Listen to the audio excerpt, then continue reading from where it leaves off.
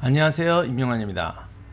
비디오 카페 시간입니다. 안타깝게도 오늘도 저 혼자 진행하는 비디오 카페 시간입니다. 영화 속에 있는 역사 이야기를 찾아보는 영화 속 프리즘 시간입니다. 이세환 기자랑 윤지연 아나운서 하는 이 여럿이 하는 비디오 카페를 저도 빨리 진행했으면 좋겠는데요. 다들 바쁘셔서 저도 그렇고 제가 저번에 기자한테 혼났어요. 자기는 안 바쁜데 나만 바쁜데 이런다고. 요즘 시간이 잘 안 나네요. 어쨌든 오늘의 주제는 영화 알렉산더 대왕입니다. 알렉산더 대왕을 다룬 두 편의 영화가 있습니다. 사실 이거 전에 기자님하고 팟캐스트에서 한번 했는데 그때는 아무래도 테마를 전투 중심으로 다뤄가지고 근데 알렉산더가 워낙 이 스토리가 많은 사람이라서 오늘은 역사 속 프리즘이라는 주제에 충실해서 다른 측면에서 살펴보도록 하겠습니다. 이 두 편의 영화를 비교하면서 각 영화에서 알렉산더를 어떻게 이해했는지, 알렉산더의 부하들, 가족들, 주변 사람들은 어떻게 묘사되는지를 살펴보겠습니다. 이런 식으로 하면 영화평도 되고 영화의 배후에 있는 역사 또는 영화와 팩트 비교도 되겠는데요. 둘 다 흥미로운 작업이 될 것 같습니다. 영화 자체도 다 대작이고 알렉산더라는 인물 자체가 워낙 엄청난 이야기를 가지고 있는 사람이니까요. 간단히 말하면 스크린의 역사와 실제 역사의 차이, 그리고 감독에 따른 역사 해석과 메시지의 차이를 살펴보겠습니다. 마지막으로 영화 속에 등장하는 인물들의 영화보다 더 파란만장했던 그들의 후일담을 알아보도록 하겠습니다. 이번에는 영화 소개를 좀 해야 할 것 같습니다. 1956년작 알렉산더 대왕의 감독은 로버트 로센입니다. 이분은 1908년생으로 1966년에 사망했으니까 정말 옛날 분이죠. 이제는 아는 사람이 거의 없겠지만 헐리우드에서는 개성 있는 감독이었고 모두가 왕의 부하들이란 영화로 아카데미 작품상을 받은 경력도 있습니다. 근데 이분도 좀 제작사하고 사이가 안 좋았다고 그러더라고요. 우리나라에 알려진 작품으로는 폴 뉴먼의 대표작인 허슬러가 제일 유명할 겁니다. 그러나 허슬러도 너무 오래돼서 올드팬이 아니면 아는 분이 별로 없는 영화가 되었지만 아무튼 영화사에 길이 남을 명작이죠. 그 외에는 액션 영화, 주로 약간 사극적 성격의 액션 영화를 많이 찍었는데 이분이 20년대가 30년대에 미국 공산당에 가입해서 10년간 활동한 적이 있습니다. 덕분에 한창 때 활약이 적었던 것 같아요. 제가 잘은 모르겠지만 미국 공산당은 웬만한 분들이 유럽에 가면 공산당으로 대접도 못 받는 수준입니다. 그냥 사회 문제 좀 시니컬하게 보고 그냥 평민이 주인공이면 뭐 뒷골목싸움 좀 리얼하게 표현하고 상류층 묘사할 때는 좀 삐딱한 말 한마디 하는 뭐 이 정도 수준이 많더라고요. 어쩔 수 없어서 그랬던 뭐 진심으로 그랬던 간에 영화로 표현되는 건 그렇습니다. 이런 성향의 로센 감독이 연출한 알렉산더는 뭐 이념 성향이 그리 보이진 않고 알렉산더의 전기에 비교적 충실한 작품입니다. 영화 중에 한두 번 뭐 당신 학살자 아니냐 뭐 이런 정도 대사는 나오는데 솔직히 옛날 국책 영화 수준의 뭐 있잖아요. 옛날에 우리 극장에서 학교 다닐 때 단체 관람하던 성웅, 이순신 뭐 그런 수준의 영화를 만들진 않았는데 그래도 이분이 좀 의식이 있고 뭐 사회주의 운동도 하고 그래서 그러냐, 솔직히 그건 또 아니에요. 왜냐면 플루타르크루스나 아리아노스, 퀴루스 같이 지금 남아있는 알렉산더 전기물도 알렉산더를 성웅, 이순신으로 묘사하진 않습니다. 비판할 건 하고 뭐 이런 행동에 대해서는 뭐 어쩌고저쩌고 하면서 씁니다. 따라서 로센 감독의 알렉산더 대왕은 이미 고대에 나와있던 전기물의 알렉산더, 냉정하면서도 격정적이고 야심이 넘치면서도 인정 있고 목표를 위해서는 잔혹한 행동도 불사하지만 본인은 정의롭고 완벽한 군주가 되고 싶어 하는 알렉산더의, 글쎄 어떤 비판적인 사람이 보면은 이중적이라고 할 수 있지만 어떻게 보면 복합적인 너무 큰 야망을 가진 사람, 또 제가 여기서 너무 큰 인물 그러면 또 뭐 기분 나빠하실 분이 있을 것 같은데 더 그레이트라는 건 꼭 좋은 의미의 큰 인물은 아니에요. 어쨌든 큰 자리에 있는 사람들은 복합적인 개성을 가진 경우가 많은데 알렉산더의 그런 복합적인 개성을 충실히 따라갑니다. 2004년의 알렉산더는 올리버 스톤 감독의 인생작입니다. 이렇게 말씀드리면 그거 영화 폭망했는데 무슨 인생작입니까? 라고 말씀하실 분이 계실 것 같은데, 좋은 의미로든 나쁜 의미로든 제가 볼 땐 인생작입니다. 올리버 스톤 감독은 제 개인적이고 주관적인 느낌을 솔직히 말씀드리면 전형적인 어떤 지식인의 허영기가 너무 강한 것 같아요. 이런 분들의 특징이 음모론을 맹신하거나 여러 가지 상황을 좀 끌어들여서 복잡하고 깊이 있는 분석을 하는 것 같으면서도 가만히 결론을 보면 결국 이분법적이거나 음모론으로 가는 건데, 이분의 영화를 보면 되게 그렇습니다. 그래서 성공작이든 망작이든, 제가 이렇게 말하니까 저도 이제 유튜브 하다 보니까 말이 점점 험해지는 것 같네. 저 솔직히 올리버 스톤 감독의 재능과 어떤 그 영화 볼 때마다 여러 가지 보면 참 되게 좋아해요. 그런 거 부분에 대해서. 참 능력 있는 감독이라고 생각하는데, 그 뛰어난 재능이 그놈의 허영기 때문에 망가져요. 제가 정확하게 통계를 이렇게 본 건 아닌데요. 뭐 대략 느낌상 알렉산더는 스톤이 찍은 영화 중에서 최대 스케일의 대작이라고 생각이 됩니다. 뭐 그보다 제작비가 더 들어간 게 있는지 모르겠지만 하여간 뭐 느낌상 그렇습니다. 동시에 이분의 허영기가 최대로 드러난 작품이라고 보입니다. 그 허영기가 여러 가지로 발현이 되는데, 영화 전개랑 아무 상관이 없는데 가끔 슬쩍슬쩍 나오는 게 있어요. 영화 속에 등장하는 스톤의 어떤 다양한 허영기, 그것도 뭐 나중에 재미로 한번 찾아보겠습니다. 먼저 주인공 알렉산더를 살펴보겠습니다. 로센의 알렉산더의 주인공은 리차드 버튼입니다. 60년대, 70년대 영화 팬이라면 리차드 버튼 모르면 간첩이 아니라 인간이 아니죠. 90년대 영화 팬이 톰 크루즈 모르는 것과 똑같다고 할 수 있습니다. 리차드 버튼은 나중에 엘리자베스 테일러와 공연한 시저와 클레오파트라에서 시저, 즉 카이사르 역도 하는데요. 제 개인적으로는 시저보다 알렉산더에 더 어울립니다. 아니 솔직히 제가 태어나고 지금까지 본 영화배우를 다 털어봐도 리차드 버튼만큼 알렉산더의 저격은 없다고 생각됩니다. 정말 알렉산더의 환생입니다.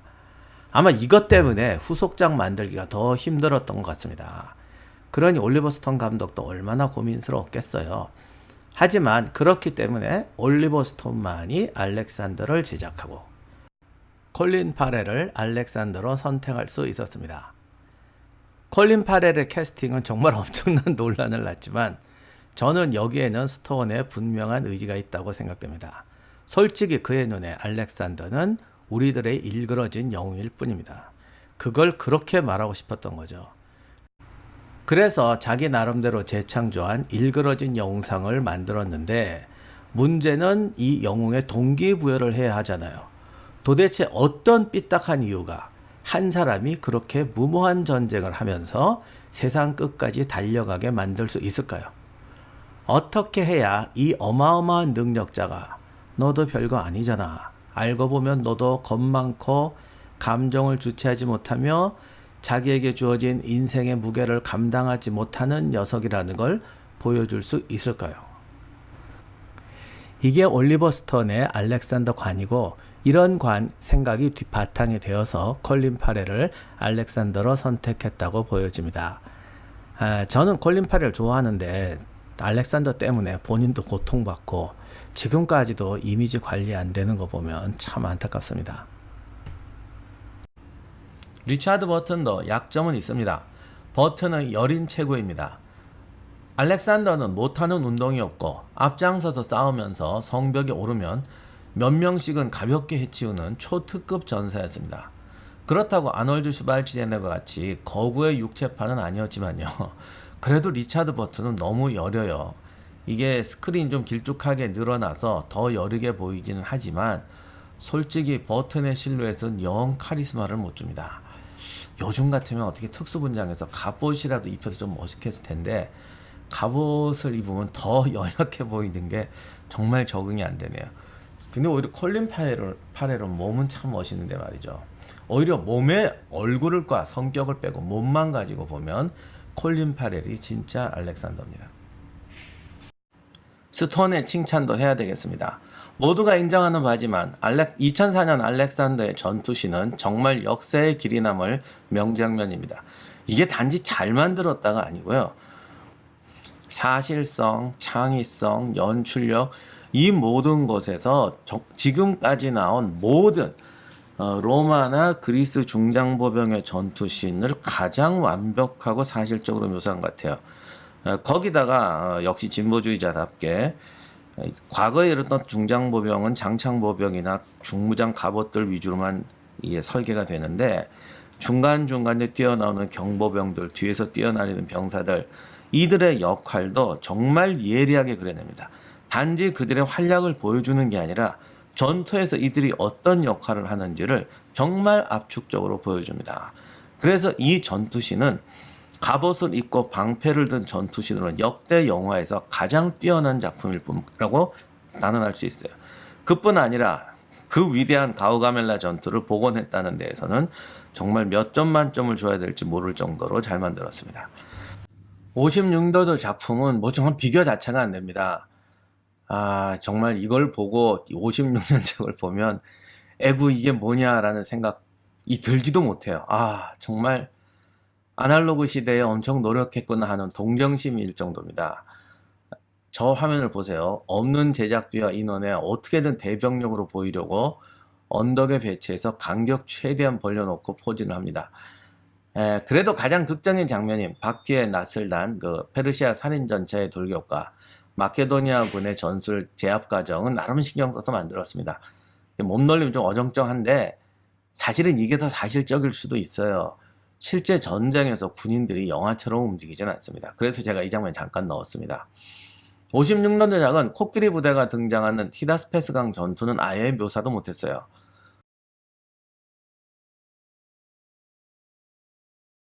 스톤의 히다스페스강 전투 씬은 지금껏 영화에서 시도한 적이 없었던 최초의 작품입니다. 그래서 그런지 이 장면은 사실 함정이 많습니다. 가우가멜라 전투는 완벽하게 사실적으로 묘사했다면 히다스페스강 전투는 완벽하게 스톤의 창작입니다. 제가 이렇게 말씀드리면 벌써 딱 깨달음이 오시는 분도 계시겠지만 스톤은 여기에 창작과 메시지를 제법 집어넣었습니다. 먼저 첫 장면에서 정글 속에서 땅을 울리며 코끼리를 다갑니다. 마케도니아군은 지금껏 보지 못한 공포감을 느끼며 불안에 떨고 있죠. 여기서부터 이제 시작입니다. 사실 마케도니아군은 코끼리를 이미 알고 있었고요.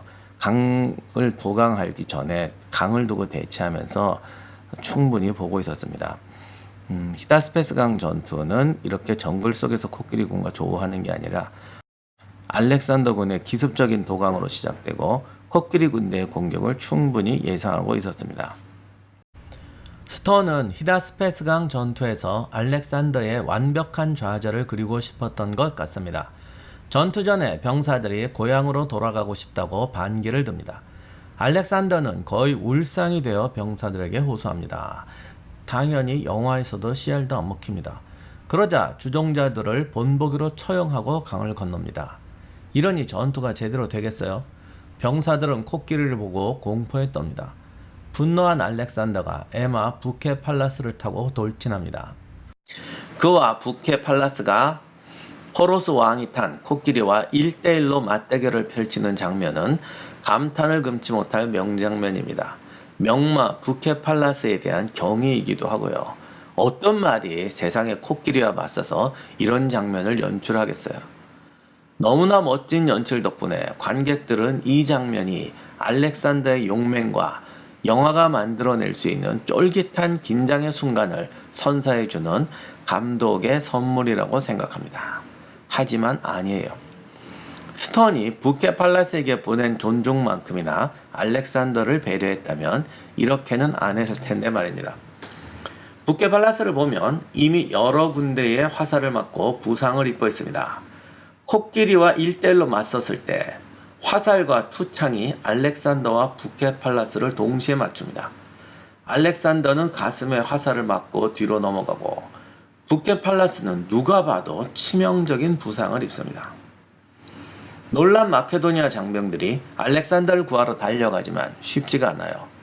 그때 부케팔라스가 앞발을 휘두르며 알렉산더를 적군에게서 지켜냅니다. 감동적인 장면이죠. 그러나 사실은 아니에요. 알렉산더의 리더십은 이미 소진되었고 그의 무모한 용기로 인해 그의 군대는 무참한 전투를 벌이고 있습니다. 그는 쓰러졌고 동료들은 구하러 오지 못하지만 유일하게 충직한 에마 덕분에 간신히 죽음의 순간을 넘긴다는 의미입니다. 한 마리의 동물만이 그의 곁에 남은 것이죠. 다행히 병사들이 몰려와서 알렉산더는 살아나지만 군의 지휘관으로서 알렉산더는 여기서 죽은 겁니다. 이 장면의 메시지는 알렉산더의 무모한 꿈이 코끼리를 탄 거인 아시아에서 막힌다는 것을 의미합니다. 스톤 감독은 월남전 경험 때문인지 아시아에 빚진 사람처럼 서구의 제국주의를 반성하는 사람처럼 행동할 때가 종종 있는 것 같아요. 인도군과의 공포의 전투를 그린 것도 그런 의도가 있었겠죠. 그게 보기에 기분이 좋은 분도 있겠지만 미안하다고 사탕과 초콜릿 맛 한가득 안겨주면 본인의 의도는 순수했다고 하더라도 결과는 사탕 말림이고 남는 것은 썩은 이빨과 저질 체력뿐입니다. 감독의 숨은 의도를 빼고 영화적 각색으로만 보면 이 장면은 너무나 훌륭합니다. 스톤은 가우가멜라로 사실적 묘사의 최고봉을 찍었고 히다스페스강 전투로 최고 수준의 각색을 보여줍니다. 그냥 순수하게 짜릿한 전투, 이런 클라이막스를 보여준다는 의도로 이 장면을 만들었더라면 더 좋았을 텐데 말이죠. 이 장면에 숨겨져 있는 스톤의 메시지를 찾기 위해 팩트와 비교해 보겠습니다. 전투의 양상과 전술은 영화와 완전히 달랐고 기습을 당한 쪽은 인도군이었습니다. 마케도니아군은 이미 코끼리를 알고 있었고 파괴법까지 연습한 상태였습니다. 병사들이 못 가겠다고 알렉산더에게 반항한 것은 이 전투 다음입니다. 알렉산더는 영화처럼 몰상이 되어 설득하지도 않았고 리더의 권위와 병사를 사랑하는 왕의 품위를 잃지도 않았습니다. 주동자들을 살해하지도 않았죠. 그 사건도 사실이긴 한데 인도에서 돌아온 뒤에 나중에 벌어지는 사건입니다. 이 장면에서 스톤은 또 아는 사람만 깨달아라 라는 식의 각색을 합니다. 병사를 대표해서 고향으로 가게 해달라고 말하는 사람을 역사책에 그 병사의 이름이 나옴에도 불구하고 크라테스로 설정했습니다. 그는 알렉산더가 자신의 목숨처럼 아낀다는 충실한 부하였습니다. 이 정도면 왜 크라테로스를 여기에다 넣었는지 아실 거라고 생각됩니다. 영화에 이런 설정을 넣는 건 감독의 직접 오만입니다. 그런데 유독 알렉산더에 이런 게 많습니다. 여기 있는 자식들은 어떻게 할 건가? 어째 좀 비굴해 보이는 호소죠. 이것도 완전히 반대입니다. 알렉산더는 병사들에게 이런 식으로 호소하지 않았어요. 반대로 병사들을 고향으로 돌려보내면서 아시아에서 얻은 부인과 좌식은 놔두고 가겠습니다. 내가 그대들과 똑같이 대우하고 훌륭한 병사로 키우겠다라고 말했죠. 영화에서 애걸하는 알렉산더와는 완전히 다른 태도입니다. 당연히 이때 알렉산더의 연설문도 저렇지 않았어요. 알렉산더가 가슴에 화살을 맞는 부상을 입은 것도 사실이지만 회군 중에 벌어진 다른 전투였습니다. 부케팔라스가 이 전투를 마지막으로 사망하는 것만 맞습니다. 부상으로 죽었다, 나이가 많아 죽었다는 두 가지 설이 있는데 그건 구분하기 힘듭니다. 나이가 이미 30살이었고 전투마다 부상을 얼마나 많이 입었겠어요. 그러니까 그게 그거죠. 그야말로 부케팔라스는 전사다운 죽음을 맞이합니다.